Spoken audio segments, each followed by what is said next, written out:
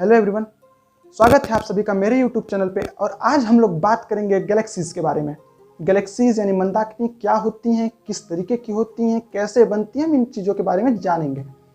तो अगर एक डेफिनेशन की तरह बात करें तो हमारी गैलेक्सी होती है एक ग्रेविटेशनली बाउंड सिस्टम्स होती है। Stars, planets, moons, cosmic clouds, cosmic dust and dark matters का, यानी कि ये एक गुरुत्वाकर्षण बाधित सिस्टम है।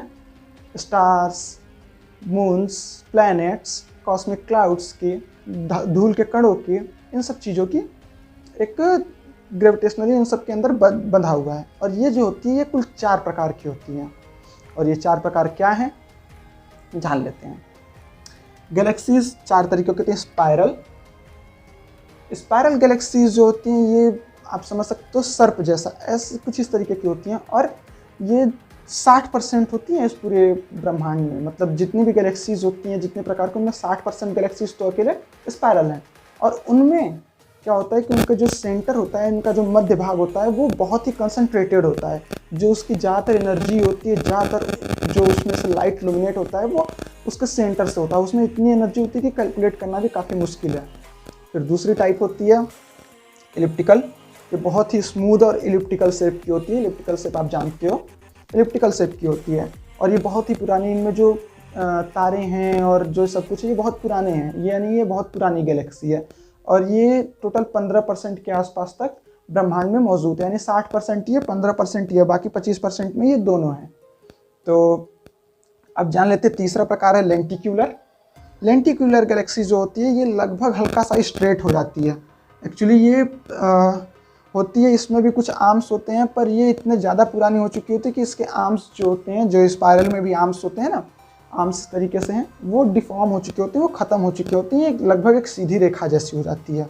और ये भी बहुत पुरानी गैलेक्सी है, ये सबसे पुराने टाइप की गैलेक्सीज होती हैं। आखिरी है इर्रेगुलर। इर्रेगुलर देखने को बहुत ही कम मिलता है। एक्चुअली में ये किसी भी तरीके से कैसे भी इधर उधर ब्रह्मांड में छिटकी हुई मिल सकती हैं और बहुत ही छोटी होती हैं और अभी बन रही होती हैं। अभी ये गैलेक्सी बनने के टर्म में होती हैं। और पहले ये हो सकता था, पहले ये स्पाइरल होती थी। ये जो इरेगुलर होते हैं ये पहले स्पाइरल गैलेक्सी जैसी भी होती थी और डिफॉर्म हो गई, क्योंकि ये इतने हल्के होते हैं कि किसी दूसरे के ग्रेविटेशनल इफेक्ट से भी ये डिफॉर्म होकर किसी और शेप में बदल सकती हैं, कैसे भी हैं, तो इरेगुलर हो जाती हैं।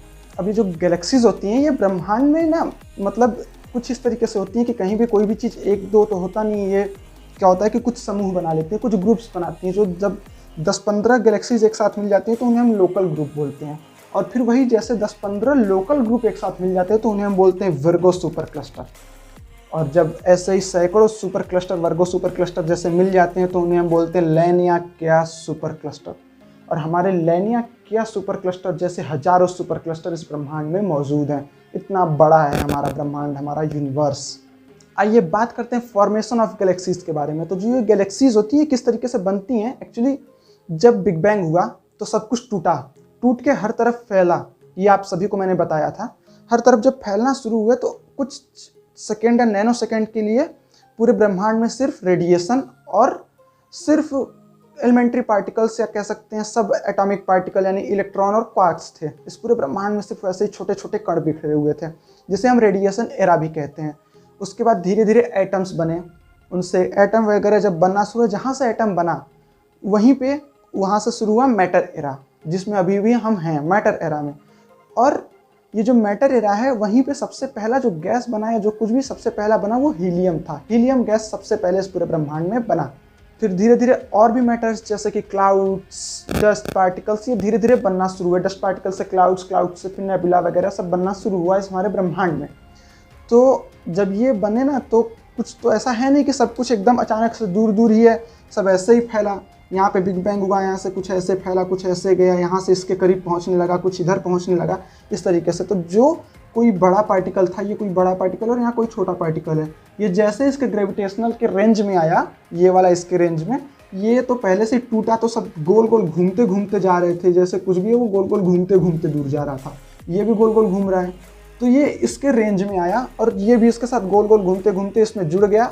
और फिर कुछ और थोड़ा सा बड़ा बना, फिर कोई चीज़ और है जो इससे थोड़ी सी दूरी पे है, ये इसमें आके जुड़ा, ऐसे ही जुड़ते गए। जैसा कि आप यहाँ पे इस वीडियो में देख सकते हैं, ये जो वीडियो आप लोगों को दिखा रहा हूँ, यहाँ पे आप देख लीजिए कि कैसे देखिए जो पार्टिकल है वो दूर है, धीरे धीरे नज़दीक आता जा रहा है और इस गोल गोल घूमते घूमते नज़दीक आ रहा है, धीरे धीरे नज़दीक आया और जुड़ जाएगा, अंत में आते आते जुड़ जाएगा। और जब ये जुड़ जाएगा तो ऐसे ही और भी जुड़ते जाएंगे और ये गोल गोल घूम रहा है। तो ऐसे ही जब हमारी जो स्पाइरल गैलेक्सी बनी वो कुछ इस तरीके की मान लेते हैं इसको।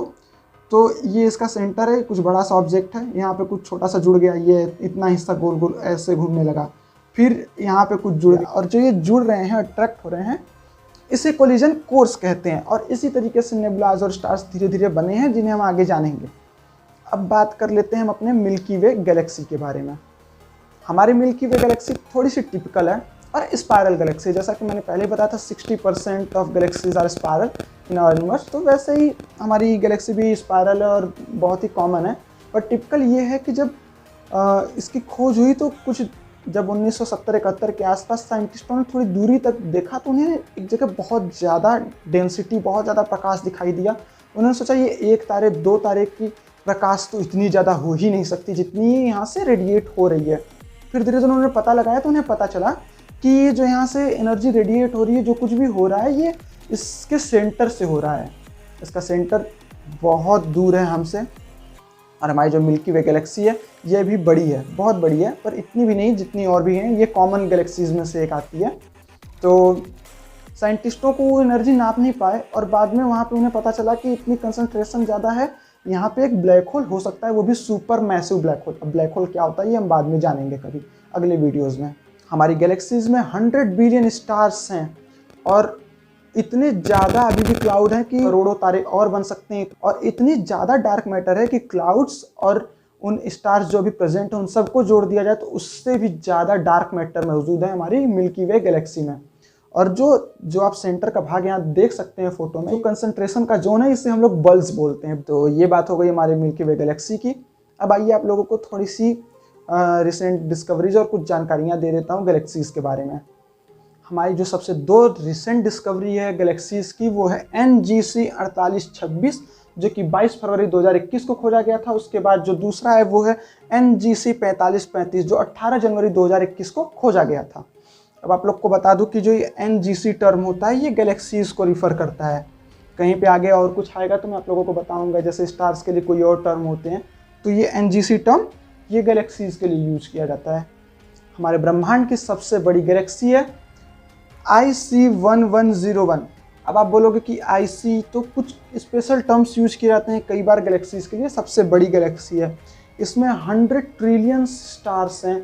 इसके सेंटर, ये जो कोर है इसका, यहाँ से दूसरे छोर एक तरफ का रास्ता 2 मिलियन लाइट ईयर लंबा है। इतनी बड़ी गैलेक्सी है ये, हमारी ब्रह्मांड की सबसे बड़ी गैलेक्सी ये है।